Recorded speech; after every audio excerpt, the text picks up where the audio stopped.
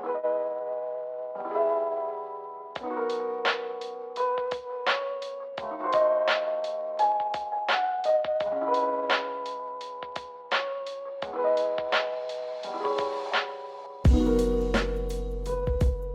everybody, welcome back to the Getting It Wrong podcast, where we unlearn harmful ideals, beliefs, and ideologies that we might be holding on to, and we get practical ways to live a more holistic and balanced lifestyle.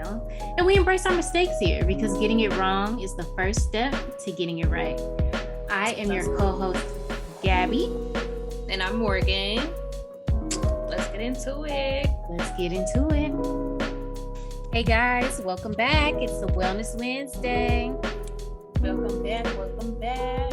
So, today we are going to be revisiting a topic that we talked about last week, which was hypergamy.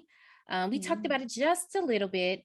The reason why I wanted to bring it up a little bit more this time is because after we finished recording, I saw a viral Reddit post that was going around about a man being upset that his wife wanted him to pay $50,000 to her to have their baby. Yeah, that's wild. The whole thing is wild. The whole thing is so wild. And you want to know, the wildest thing to me is actually like the first sentence or the first couple sentences. Okay, listen to this. Okay. Right. Morgan and I read it. We cannot get past the first couple sentences. It says, I have been dating my wife for 6 years. You've dated your wife for 6 years. Interesting. And we have been spiritually married for 2 years. What does this mean? I was like, Gabbie, what is this? Okay, let's go to the second sentence. We are not legally married, although at this point we are essentially common law. Okay, I just want to break this down for everyone. So they're spiritually married, which could mean anything. He has the benefit of calling her his wife. I'm pretty sure when he's out with the guys, he's calling her his wife. And, when men call a woman their wife, like, they kind of get ups for that, but I feel like she would look stupid calling him her husband. You know what I'm saying? There's no paperwork. Yes, he said basically that sentence was like, I mean, this is my wife, we married, but we ain't married. Right? But legally we not married, but legally we kind of married. Like, it's what like are you talking about? Married, but not married. It's like, sir, that just sounds like gibberish. Like, please, what is happening? It's just like doing mental gymnastics in the first couple sentences of this whole post. But it's a whole post. That's the thing. So long. So I just have to summarize it for you guys. And then I'm going to explain to you why I brought this up in the topic of hypergamy. So basically their whole relationship is split down the middle 50-50. They both make around $175. And they split everything 50-50, split the bills 50-50. Even their wedding, they pay for their wedding 50-50, honeymoon 50-50, like literally everything split down the middle. But he did bring up that it wasn't 50-50. He did buy her engagement ring. That wasn't 50. That was the only thing that wasn't 50-50. Oh, he bought her that ring. Kudos to you, sir. So it was a gift. You can have a gift. He wanted that 50-50. Right. He said, I bought her a gift. Everything wasn't 50-50. She got something. Okay. So he says they're comfortable. They're both highly independent. And he's so attracted to her because she's so independent. But we're going to flip the script because when they talk about having a baby, he's upset that she wants to be financially compensated for having the baby. Because if everything is 50-50, but she stops going to work for a while to have this baby, she's losing money and she wants to be compensated. And he has a problem with that. Girl. He has a problem with providing for his so-called spiritual wife when she sacrifices her body, sacrifices her financial earnings, sacrifices basically herself, because a woman can die during childbirth. She's basically she would be sacrificing herself to have this baby for the family, and he doesn't even want to financially compensate for that because he's so used to everything being split down the middle 50-50. Giving more than 50-50 is literally causing him to spontaneously combust. It was his reaction and his response to it. And he said, I'm paying you to have a baby. What did he say in there exactly? Like when he got to that part, I'm gonna pull it up too. Okay, because like there's still more. I'm gonna keep going. So so he's upset. Well, his reasoning for being so upset is because that she's treating it like a business deal. She's treating it like, because she had like a 16 ring binder talking about how much money she's going to lose, how much money she's going to lose, how they're going to split like housework and diaper, the cost for diapers and this and this and that. And he's upset because he's like, women have their husbands' babies for free all the time. Why do I have to pay you to have one? I guarantee you, sir, that when other women are having their children with their husbands, their husband is not making them split rent and bills and food and honeymoon and wedding. In addition to that, they are also actually married. Man, that's what I'm saying. Like, what is happening here? First off, you're not married. And then also, he could leave at any time with no repercussions. And she's literally just trying to make sure that she's okay no matter what. And he has a problem with it. All the shenanigans going on, all of the shenanigans. It's like so much wrong with this. Like the first breakdown is the not really married, but kind of married. That's a problem. That's problem one. Mm-hmm. And then there's also problem two. Clearly, they are not on the same. Well, I don't believe that they trust each other. The fact that they're not actually married, they're just basing it off of common law, which if you guys know anything about that, they just lived together for so long that like technically the law can consider them kind of married, which is silly. So they're not even actually married. There are definitely some trust issues going on here. It sounds like a part of why they're not actually married has to do with the money. Because once you join in marriage, your finances join as well. It sounds like they want to have that kind of 50-50 split. So if that's what the road that they're going down, we don't want our finances joined in any way. But if you want to have a child, then technically you are both doing that together. So for one person to take a loss in a decision that you're making together, clearly that's not balanced enough. That's not 50-50 like they've been talking about. So technically it makes complete sense for her to say, I'm taking this loss for 6 months. Not only my body, but like also our deal that we've had going on all this time, which is 50-50, is no longer going to be 50-50. So spot me the difference. Spot me the difference. That's all she said. Spot me the difference. And he got a problem. She's not even asking him to provide, really. She's literally just asking him to reimburse her for what she's losing.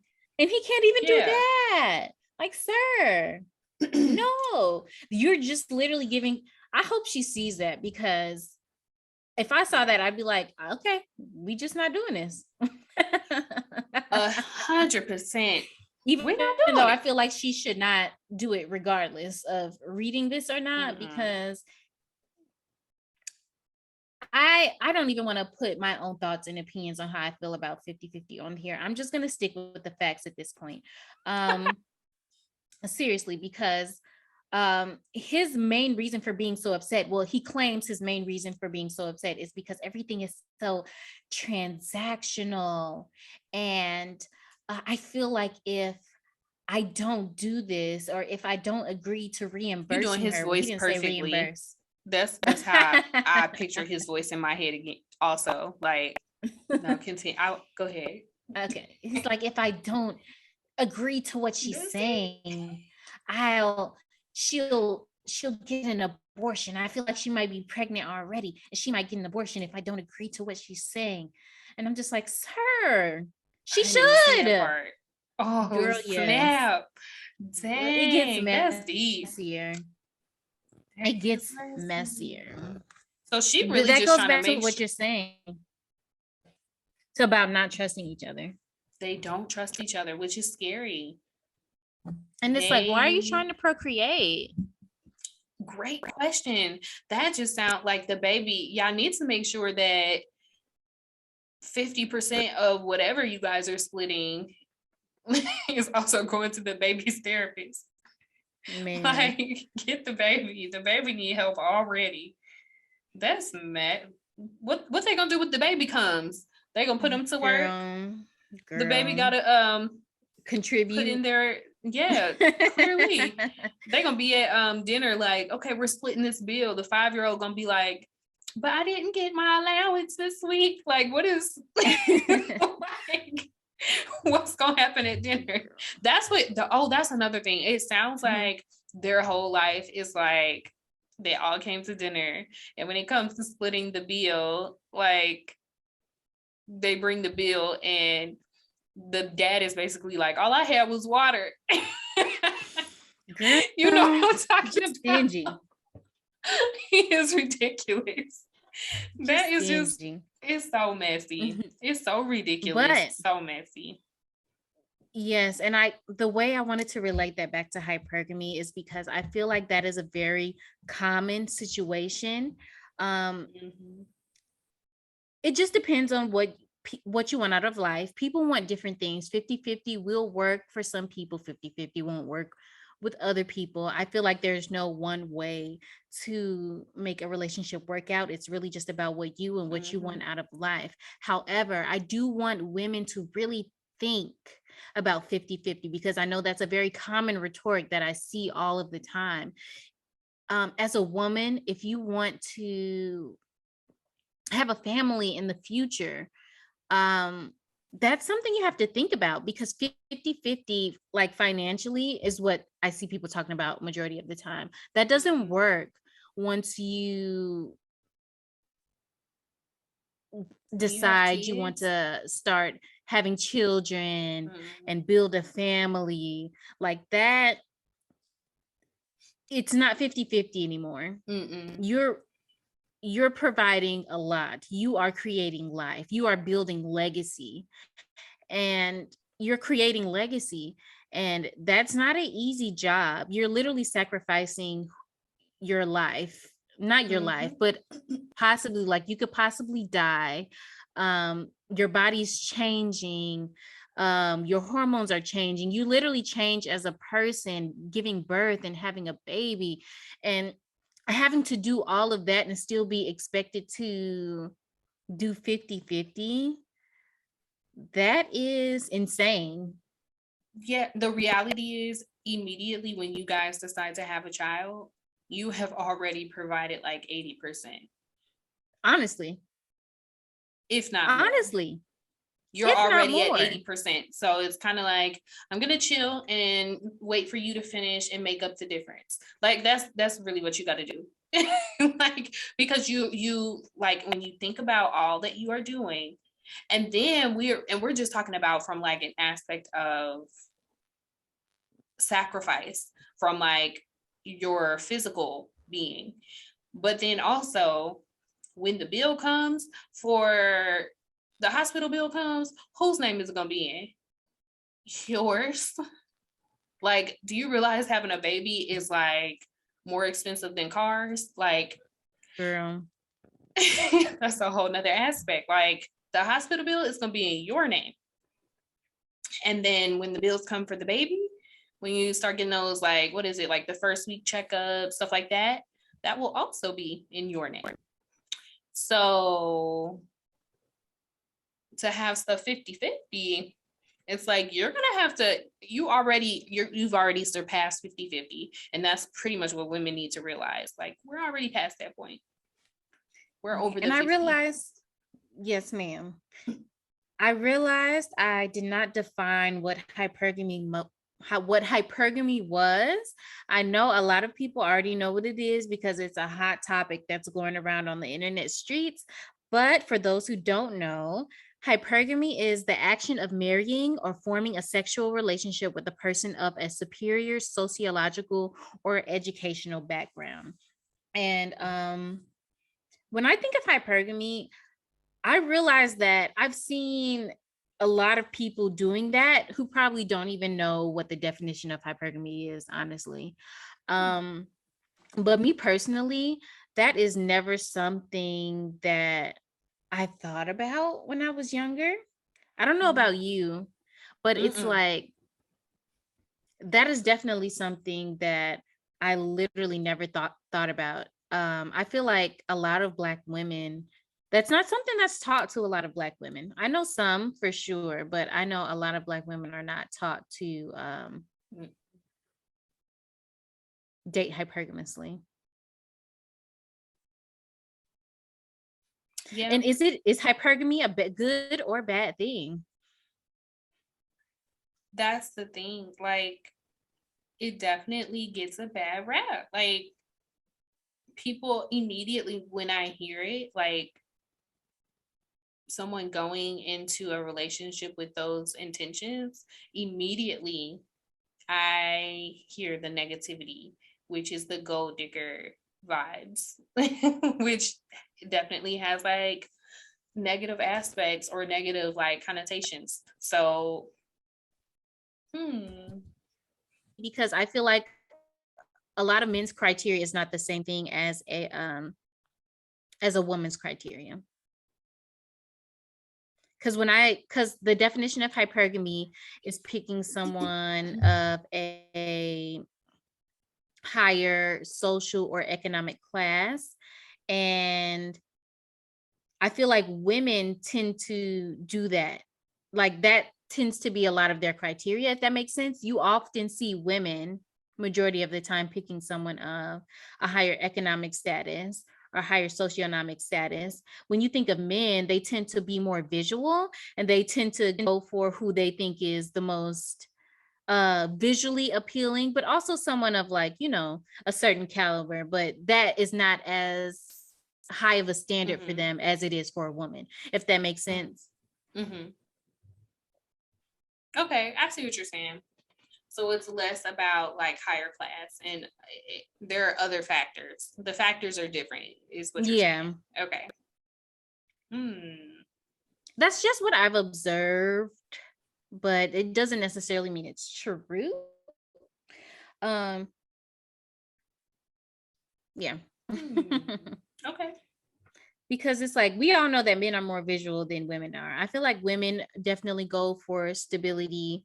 And men provide that stability. So they, majority of the time, they're not looking for a woman and like, ooh, she's going to provide me with some stability with her high economic class. You know what I'm saying? Like, men don't tend to, at least from what I've seen, they don't tend to do that.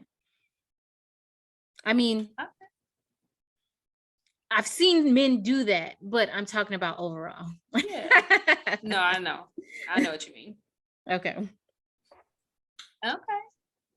Yeah. It's like we kind of went on like a little tangent, but we are going to wrap it up because, I mean, in the beginning, we talked about that letter and that whole 50-50 thing and how he felt like it was so transactional, even though he was so down with the 50-50 in the beginning. So I really just wanted to wrap that up with how like dating hypergamously can help deter those kind of people. You know what I'm saying? It can help you reach it can kind of filter those type of people out. People who want to do the tit for tat, people who are looking for a woman to provide them stability, and looking for you just because you have a higher economic class, which it kind of sounds like a double standard. But I mean, in my mind, it is what it is, because it's like, for me personally, I would not want a man um coming to me and wanting to date me because he thinks it can help him um economically. Mm-hmm. Like, he's looking at my pockets and my money like, ooh, yeah, I need that. Like, no thanks. I mean, and I'm not saying women should look at men like, ooh, his pockets, I need that. But at the same time, it's like women do want stability. So it's like, you should not even consider dating someone unless they are stable, if that makes sense. Yeah. So I don't know. I feel like it's a double standard now that I say it out loud, but I'm okay with double standards. Well, I think when you go back to the aspect of like, just like what she said, at the end of the day, it can never be 50-50. Like, it can never be. Because, well, the problem with it being 50-50 with financially is that that's not all. Financial is not all of what comes into the marriage and the family. So trying to get to a 50-50 point in a family dynamic requires it technically, like, just because of how much the woman has to sacrifice if they're having kids, like that aspect is already above and beyond the 50, like the 50%. So there needs to be provision for financial. So like basically that's why I think that's kind of what I'm understanding from what you're saying, is that in order for you to be able to create a family, like, you have to find someone that is financially stable, because you've already come to the table with more than 50%. So like of sacrifice into the family dynamic. So they need to be able to come with, at least 50% into the family dynamic, which requires financial stability. Like, exactly. Period. Thank you for making me make sense. And it takes me so long to process stuff. So that's why I was like processing the entire time you were saying it, because I was trying to make it like add up in my head. Yes, but that's literally all that I'm saying. And I'm not saying this dynamic is going to work for everyone. You know what I'm saying? Like, if you never plan on having a family, you never plan on having children, you never plan on doing this, that, then 50-50, it won't be a big deal for you. Exactly. Yeah. I'm coming from a standpoint of a woman with a child, a woman who wouldn't mind having at least one more. It's like from my perspective. So don't think that I'm just like, all you bitches going 50-50. Y'all stupid. Y'all. No, it's funny. Yeah, it's really just like, whatever works for you, but also you can't take everything that you see and hear for face value. You really have to think of things in the long game. If you want to have children, if you want to have a family, if you see somebody saying 50-50, just know that that's not for you. Okay? Dang, that's real. That's a good thing to know going into it. There's your red flag, ladies. Thank you. Red flag. Especially if he wants a family, he's talking about 50-50. That just means he's not thinking. That means he doesn't have good problem solving skills. And they might not say like 50-50, but that you might see that in the form of, I paid for the last date. Like, you gonna pay for this one? You might see it in that kind of form, or like trying to split bills on dates and stuff. That's probably how you're gonna see it initially. Red flag. red flag. Which I probably didn't have to tell nobody, but like red flag anyway, just in case. But girl, no, tell them, because a lot of girls, they didn't have anyone to tell them nothing. A lot of girls, no one told them anything. So don't think that you are beating a dead horse, because some people need to hear it. Some people closing up their purse right now and heading out to like, ooh. Ooh, I wish I would have known that last week. You gotta watch our Wellness Wednesdays. Yes, and I just want my girls to be well. I want them to think about things in the long term, because I know I think we talked about this before. Until I turned 25, like I don't think my brain was braining, like my thoughts weren't thinking, like the facts. It was not. So I'm here to tell y'all, if y'all don't know already, don't do it. Don't do it. Don't do it. Think about the hypergamy might not be for you, but girl, don't have the baby. At least know that there are red flags. Like even in general, like I don't think in any relationship, somebody that is coming into it with that kind of mindset, like I'm not trying to spend too much money on, like I don't think, and I'm not saying everybody has. Yes, like I'm not saying everybody has to ball out to show their character. Like no, of course not. But just be mindful and think about like what these red flags would look like for you. Just be mindful. Keep an eye out for the shenanigans, because you don't want to end up in this type of situation. That's you really don't. Oh, I feel bad for sis. And it could be, oh my gosh, in this day and age, I feel like it's so common to be in those type of situations. It could be any one of us, honestly. So I'm not shading sis at all. I'm literally just using her in this story, this viral Reddit story, as a cautionary tale. That's what it was, Reddit. That's funny. I thought it was like I don't know. I don't keep up. I don't know. But so just think, I didn't know what hypergamy was, and that wasn't something I thought about. So I just thought I would bring it up since it's a hot topic. And that's all that I have. Okay. There it is. All right, guys. Bye.